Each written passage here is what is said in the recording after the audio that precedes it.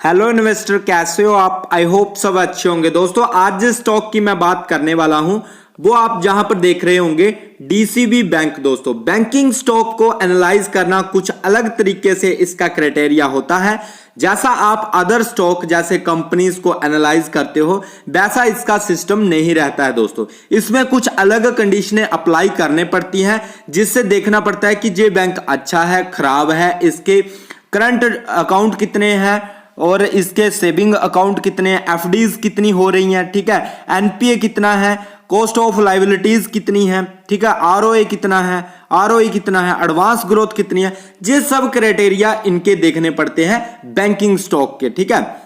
और जो आपकी कंपनीज होती हैं जैसे रिलायंस इंडस्ट्री है, अडानी ग्रुप है, ठीक है, जितनी भी आपकी कंपनीज होती हैं उनका क्राइटेरिया कुछ अलग होता है। दोस्तों, जे भाई ने कमेंट किया था कि भाई डीसीबी बैंक के बारे में बताओ, जे स्टॉक कैसा है, इसको एनालाइज करो। तो दोस्तों, अगर आपको और भी आपके माइंड में कोई स्टॉक है जिसके बारे में आप सोच रहे हो कि इसमें मैं इन्वेस्ट करूं या नहीं करूं, तो अगर आपके मन में भी कोई है तो आप कमेंट कर सकते हो, मैं उसके ऊपर वीडियोज लेकर आ जाऊंगा। दोस्तों, तो बात करेंगे दोस्तों डीसीबी बैंक की। अगर आप इस स्टॉक में इन्वेस्ट करने का सोच रहे हो, ठीक है, या फिर इसमें ऑलरेडी आप इन्वेस्टेड हो, तो क्या ये स्टॉक बढ़िया है, खराब है, क्या क्या इसकी कंडीशन है, क्या ये स्टॉक मेरी कंडीशन को फुलफिल कर रहा है, अगर कर रहा है तो किस तरह से, क्या है, सब कुछ एनालाइज करने वाले हैं। फिर दोस्तों, आप लास्ट में देखना कि मेरा जो व्यू रहने वाला है इस स्टॉक के लिए पॉजिटिव रहेगा, नेगेटिव रहेगा। आप भी उस तरह से इसको एनालाइज कर सकते हो। या आपको अगर इसमें पैसा इन्वेस्ट करना है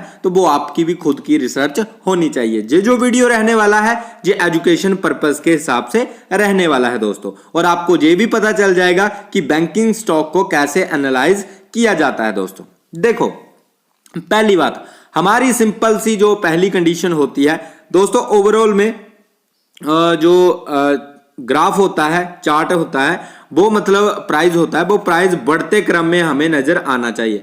क्या ये स्टॉक आपको बढ़ते क्रम में नजर आ रहा है? आप बोलोगे हाँ भाई, ये स्टॉक हमें बढ़ते क्रम में नजर आ रहा है, क्योंकि दिन प्रतिदिन ये ऊपर को ही जा रहा है, नीचे आने का नाम नहीं ले रहा है, ठीक है भाई। पर जहां पर अगर आप देखोगे तो हाई वोलेटिलिटी का भी सामना इस स्टॉक में करना पड़ता है। दोस्तों, जहां पर अगर आप देखोगे 2007-8 में तो अच्छी गिरावट एकदम से हुई थी, स्टॉक गया था 154 और उसके बाद सीधा गिरा था और पहुंचा था 14 रुपए पर 2008 में, ठीक है। उसके बाद स्टॉक गया 2015 में 141, उसके बाद जो गिरा 72 रुपए आया। फिर उसके बाद स्टॉक गया 193, ठीक है। उसके बाद जहां पर कोरोना काल में जो स्टॉक गिरा सीधा आ गया आपका 81 रुपीज। अब जो है स्टॉक में फिर से ग्रोथ देखने को मिल रही है। दोस्तों, क्या अभी के टाइम पर इसमें इन्वेस्ट किया जा सकता है? तो ये भी देखेंगे, जब आप लास्ट तक वीडियो देख लोगे आपको पता चल जाएगा दोस्तों, ठीक है। और अगर मैं एक मंथ की बात करूं या एक साल की बात करूं तो लगभग जो है 5 सालों की अगर मैं बात करूं तो 34% जो स्टॉक टूटा हुआ है दोस्तों, ठीक है। और अगर आप इसमें लॉन्ग टाइम इन्वेस्ट करके बैठे हो तो ये भी आपको पता चलने वाला है। पहले देखेंगे दोस्तों इसके फंडामेंटल। वैसे देखा जाए तो ये फंडामेंटल इसके लिए मायने नहीं रखते हैं दोस्तों, ठीक है। ये बिल्कुल बेसिक इंफॉर्मेशन है इस बैंकिंग स्टॉक के लिए। इसकी जो असली इंफॉर्मेशन है वो अभी थोड़ी देर में आपको मिलेगी। मार्केट कैप की बात करें तो दोस्तों, मार्केट कैप आपको अच्छा देखने को मिल रहा है। पीई की बात करें, आप बोलोगे पीई रेशियो भी अच्छा है, 8 से 20 से नीचे का देखने को मिल रहा है, ठीक है। पीवी रेशियो आप देखोगे ये भी आपको बढ़िया लगेगा। इंडस्ट्री पी आप देखोगे ये भी आपको बढ़िया लगेगा, ठीक है। फिर आपका डेट ऑफ इक्विटी आप देखोगे ये भी आपका बढ़िया है, आरओई भी बढ़िया है, अर्निंग पर शेयर भी बढ़िया है, डिविडेंड भी, बुक वैल्यू भी, आपकी फेस वैल्यू भी, सब कुछ आपको जहां पर बढ़िया ही नजर आएगा। क्यों?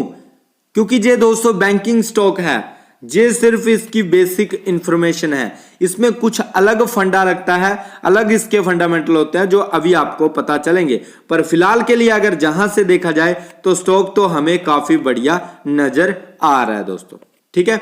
इसकी फाइनेंशियल कंडीशन देख लेते हैं दोस्तों। अगर ईयरली की बात करें तो स्टॉक काफी अच्छी परफॉर्मेंस कर रहा है। अगर हम प्रॉफिट की बात करें तो प्रॉफिट भी जहां पर दोस्तों ईयरली में बैंक कर रहा है, ठीक है। नेट वर्थ की बात करें तो नेट वर्थ भी काफी अच्छी बढ़ रही है बैंक की, ठीक है। और जहां पर अगर हम डिटेल में बात करें दोस्तों कि डिटेल में क्या है, तो ईयरली में अगर हम बात करें तो रेवेन्यू भी बढ़ रहा है और खर्चे भी बढ़ रहे हैं। ठीक है, खर्चे और रेवेन्यू दोनों साथ साथ बढ़ रहे हैं। और अगर बैलेंस शीट की बात करें तो टोटल एसेट 52,365 करोड़ के हैं और अगर लायबिलिटीज की बात करें तो 47,799 करोड़ जहां पर लायबिलिटीज भी हैं दोस्तों। ठीक है, कैश फ्लो की बात करें तो कैश फ्लो दोस्तों जहां पर नेगेटिव देखने को मिल रहा है दोस्तों। ठीक है, तो कहीं ना कहीं एक डिसएडवांटेज जहां पर देखने को मिला है, नेगेटिव कैश फ्लो दोस्तों।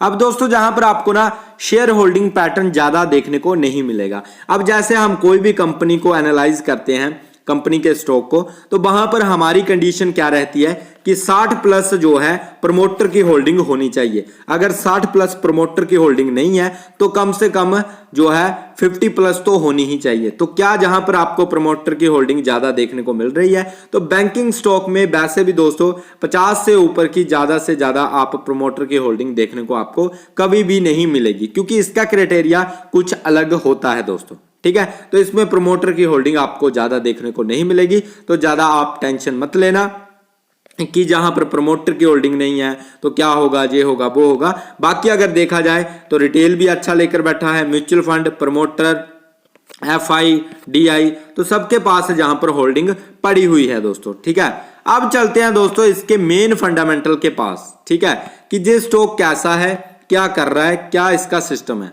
देखो दोस्तों, डीसीबी बैंक लिमिटेड एक नई पीढ़ी का निजी क्षेत्र का बैंक है जिसकी 19 राज्यों और 3 केंद्र शासित प्रदेशों में 352 शाखाएं हैं दोस्तों। मतलब 352 ब्रांचेस हैं इस बैंक की दोस्तों। ठीक है, यह भारतीय रिजर्व बैंक द्वारा विनियमित एक अनुसूचित वाणिज्यिक बैंक है दोस्तों। ठीक है, तो आई होप आपको ये बात समझ आई होगी। बाकी दोस्तों जहां पर बात करेंगे, ये स्टॉक ओवर वैल्यूड है, अंडर वैल्यूड है दोस्तों। तो अगर हम बात करें इसकी इंट्रिंसिक वैल्यू की, इंट्रिंसिक वैल्यू इसकी 248 रुपए है। अभी के टाइम पर ये स्टॉक कितना चल रहा है, इसकी करंट वैल्यू कितनी चल रही है, 141 के आसपास। ठीक है, तो वैसे ये होना कितना चाहिए, 248 रुपए का ये होना चाहिए दोस्तों। पित्रोस्की स्कोर की बात करें तो दोस्तों पित्रोस्की स्कोर मुझे काफी खराब लगा है। मुझे जो पित्रोस्की स्कोर चाहिए वो चाहिए 6, 7, 8 और 9 का। अभी के टाइम पर इसका पित्रोस्की स्कोर अगर आप देखो तो 4 का पित्रोस्की स्कोर देखने को मिल रहा है दोस्तों। हालांकि ये स्टॉक अंडर वैल्यूड है, ओवर वैल्यूड नहीं है, स्टॉक महंगा नहीं है, स्टॉक सस्ता है। बाकी फेस वैल्यू भी 10 की है, स्प्लिट का ऑप्शन मिल सकता है, बोनस शेयर जारी हो सकते हैं, काफी कुछ ये संभावना बनी रहेंगी। बाकी दोस्तों ग्राम नंबर की बात करें तो ग्राम नंबर भी अच्छा है 238, बस पित्रोस्की स्कोर थोड़ा सा खराब है। ठीक है, अभी तक अगर आपने जहां तक वीडियो देखी है तो अभी तक आपको सब कुछ अच्छा ही नजर आ रहा होगा, सब कुछ अच्छा मिल रहा होगा, पर असली बात जो शुरू होगी वो अब शुरू होगी। ठीक है, जे आपको नोटिस करना है, जे वाला पॉइंट दोस्तों। बैंकिंग स्टॉक में सबसे ज्यादा जो महत्वपूर्ण भूमिका निभाता है वो है दोस्तों कासा रेशियो दोस्तों। कासा रेशियो, कासा रेशियो किसी भी बैंक की स्ट्रेंथ को बताता है कि वो कैसा है, भविष्य, फ्यूचर क्या कर सकता है वो बैंक। जिस बैंक का जितना ज्यादा कासा रेशियो रहेगा वो बैंक उतना ही बेस्ट माना जाता है। तो अगर इसकी कासा रेशियो की बात करें तो 26.42 है दोस्तों। क्या ये सही है, खराब है? तो दोस्तों मेरी नजर में ये बहुत ज्यादा खराब है दोस्तों, बहुत ज्यादा खराब, कम भी नहीं, बहुत ज्यादा। अगर मैं बाकी बैंक्स को कंपेयर करूं, जैसे एचडीएफसी बैंक, अगर मैं एचडीएफसी बैंक का कासा रेशियो मैं आपको बताऊं तो कासा रेशियो एचडीएफसी बैंक का आपको 44 का मिलेगा, 44%, और जहां पर 26% है। बाकी मैं बैंक्स का देखूंगा, कोटक महिंद्रा बैंक है, उसका भी आपका 52 के आसपास देखने को मिलेगा, या 48 के आसपास मिलेगा, 48% के आसपास मिलेगा। एक्सिस बैंक का बताऊं वो भी आपको 39 के आसपास मिलेगा। अगर मैं एसबीआई का बताऊं वो भी आपको 40 के आसपास मिलेगा। तो जो भी टॉप के बैंक्स हैं उनका कासा रेशियो आपको बेस्ट देखने को मिलेगा।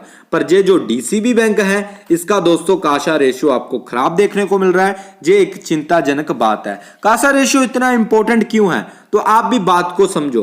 कासा रेशियो का मतलब होता है current account plus saving account. मतलब बैंक के पास कितने करंट अकाउंट हैं, कितने सेविंग अकाउंट है, उनका जो परसेंटेज है उसी को कासा रेशियो बोला जाता है। ठीक है, बैंक कहां से बड़ा होता है? बैंक बड़ा होता है करंट अकाउंट से, डिपॉजिट करंट अकाउंट से, सेविंग अकाउंट से, एफडी से, लोन से, इस तरह से जो है कोई भी बैंक है जो बड़ा होता है और उसका जो कासा रेशियो है वो 40 से ऊपर हो तो अच्छा माना जाता है। ठीक है, 40% से ऊपर अगर किसी बैंक का कासा रेशियो है उसको बेस्ट माना जाता है और 35 से नीचे जिसका भी कासा रेशियो होता है वो बैंक बेकार माना जाता है, फंडामेंटली देखा जाए तो। ठीक है, तो कहीं ना कहीं दोस्तों जहां पर जे कासा रेशियो, आई होप आप समझ गए हो, इसमें करंट अकाउंट सेविंग अकाउंट का लोचा बहुत जबरदस्त है तो इसलिए थोड़ा सा खराब है। और भी कंडीशन देख लेते हैं भाई, क्या और कंडीशन अच्छी है या और भी खराब है। ठीक है, जहां पर बात करेंगे दोस्तों कॉस्ट ऑफ लायबिलिटीज की। ठीक है, कॉस्ट ऑफ लायबिलिटीज ये दोस्तों आपको देखने को मिल रही है 5.47 की। ये भी दोस्तों बहुत ज्यादा है मेरी नजर में। कॉस्ट ऑफ लायबिलिटीज कितनी होनी चाहिए? इसका मतलब क्या है? इसका मतलब है कि बैंक कितना रिटर्न दे रहा है अपने डिपॉजिट धारकों को। मतलब इस बैंक में जिसने भी खाता खुलवाया है, जिसने भी जहां पर डिपॉजिट किया हुआ है, ठीक है, पैसे रखे हुए हैं डीसीबी बैंक में, तो ये बैंक किसको कितना रिटर्न दे रहा है उसके पैसे पर, तो ये दे रहा है लगभग 5.5% का रिटर्न दे रहा है सेविंग अकाउंट पर, मतलब जो डिपॉजिट किए हुए हैं अपने डिपॉजिट धारकों को। ठीक है, अगर मैं बाकी बैंक का कंपैरिजन करूं तो आपका एचडीएफसी 3% के आसपास है। ठीक है, एसबीआई भी आपका 2.5% के आसपास है, 3% के आसपास है। ठीक है, एक्सेस भी आपका इतना ही है, तो ये काफी कम चल रहे हैं दोस्तों। ठीक है, तो कॉस्ट ऑफ लायबिलिटीज काफी है, रिटर्न काफी अच्छा अपने जो डिपॉजिट धारकों को देना पड़ रहा है दोस्तों। नेक्स्ट है दोस्तों जहां पर एडवांस ग्रोथ। एडवांस ग्रोथ कितनी होनी चाहिए दोस्तों? अगर 19 से ऊपर है तो जो एडवांस ग्रोथ है वो बेस्ट मानी जाती है। ये कितनी दिखाई दे रही है? ये है 18.16। तो दोस्तों 19 से नीचे है, जे 19 से ऊपर हो तो काफी बढ़िया माना जाता है। एडवांस ग्रोथ का मतलब है कि इस स्टॉक के पास कितना पैसा बचा है, ये अपने जो है आपका बिजनेस है इसको कितना ग्रोथ में ला सकते हैं, तो ये सब कुछ होता है दोस्तों। ठीक है, नेक्स्ट है दोस्तों CAR। ये जितना ज्यादा हो उतना अच्छा होता है। ठीक है, अगर ये 19-20 से ऊपर है तो बढ़िया माना जाता है। ये भी आपको 17.55 का देखने को मिल रहा है, हालांकि ठीक ठाक ही है, ज्यादा बढ़िया मैं आपको बोल दूं ये भी नहीं है, पर जितना अच्छा हो उतना बेस्ट माना जाता है दोस्तों CAR। ठीक है, अब दोस्तों जहां पर आपने CAR देख लिया, ROA देख लिया, ठीक है, बाकी आपने जहां पर बुक वैल्यू भी देख ली, आपने कॉस्ट ऑफ लायबिलिटीज भी देख ली। एक और बात है जो बैंक में देखना बहुत ज्यादा जरूरी है, वो है दोस्तों NPA। ठीक है, NPA जे मैं अलग से आपको बोनस टिप दे रहा हूं। NPA का मतलब है दोस्तों जहां पर कि कितने लोगों को लोन दिया और पैसा वापस नहीं मिला, वो NPA दर्शाता है। मतलब बैंक ने लोन दिया लोगों को और लोगों ने बैंक का पैसा वापस ही नहीं किया, मार लिया, मतलब दिए ही नहीं। ठीक है, तो वो NPA इसका कितना है? इसका जो NPA है 1.42% दोस्तों। इसका मतलब क्या है? इसका मतलब है अगर इस बैंक ने, डीसीबी बैंक ने किसी को भी 100 रुपया अगर दिया है तो उसमें से 98 रुपए 98 पॉइंट कुछ पैसे इनको मिले हैं। ठीक है, और जहां पर जो है आपका 1.5 रुपए के आसपास पैसा वापस नहीं मिल रहा है इस बैंक को। ठीक है, मतलब जिनको दिया जा रहा है वो 1.5 रुपए के आसपास नहीं दे रहे हैं दोस्तों। तो NPA भी बहुत इंपॉर्टेंट है। अगर 0.1 से नीचे हो, 0.0 कुछ हो, 0.8, 0.10, 0. आपका 50 इस तरह से हो तो बढ़िया माना जाता है। ठीक है, तो दोस्तों कासा रेशियो बहुत एक चिंता का विषय है। ठीक है, बाकी CAR भी ज्यादा हो तो बेस्ट है, 20 के आसपास, 20 हो, 21 हो, ये बढ़िया माना जाता है दोस्तों। पर इसका तो हमें दोस्तों जहां पर देख सकते हो आप बहुत कम देखने को मिल रहा है, 17 के आसपास देखने को मिल रहा है, 17.5 का। 20 के आसपास हो, 21 के आसपास हो तो बेस्ट होता है दोस्तों। अब चलेंगे दोस्तों इस स्टॉक में, क्या इसमें इन्वेस्ट करना चाहिए? तो दोस्तों फिलहाल के लिए तो अगर आप रिस्क लेना चाहते हो तो ले सकते हो। बाकी दोस्तों मेरे हिसाब से जे बैंक फंडामेंटली उतना स्ट्रांग नहीं है जितना होना चाहिए दोस्तों, ठीक है, क्योंकि कासा रेशियो किसी भी बैंक के लिए काफी ज्यादा इंपॉर्टेंट भूमिका निभाता है। एडवांस ग्रोथ भी कम है, कॉस्ट ऑफ लायबिलिटीज ज्यादा है और आपका CAR भी थोड़ा सा कम है, 21-20 से ऊपर हो वो बढ़िया माना जाता है। बाकी दोस्तों आपके पास अगर ज्यादा पैसा तो आप सोच सकते हो। बाकी जहां पर आप देख सकते हो कि जहां पर इसका अच्छा खासा सपोर्ट है, तो अगर आपने जहां पर इन्वेस्ट करके रखा है, अगर ये 100 से नीचे आता है तो जबरदस्त बाइंग का ऑप्शन मिलेगा। फिलहाल के लिए 139 है और 248 के इसका जो है इंटरेस्टिंग वैल्यू है, तो अभी के टाइम पर भी ये स्टॉक सस्ता है, ठीक है, तो ध्यान में रखना। बाकी मैंने आपको बता दिया, बाकी आप अपनी भी रिसर्च कर सकते हो, पर मेरे नजरिए से ये स्टॉक मेरे लिए तो अच्छा नहीं है। मैं ऐसे स्टॉक में कभी भी इन्वेस्ट नहीं करता हूं जिसके फंडामेंटल वीक हो दोस्तों, ठीक है। बाकी दोस्तों अगर वीडियो अच्छा लगा है लाइक करना, चैनल को सब्सक्राइब कर लेना। मिलते हैं नेक्स्ट वीडियो में। Bye guys, take care.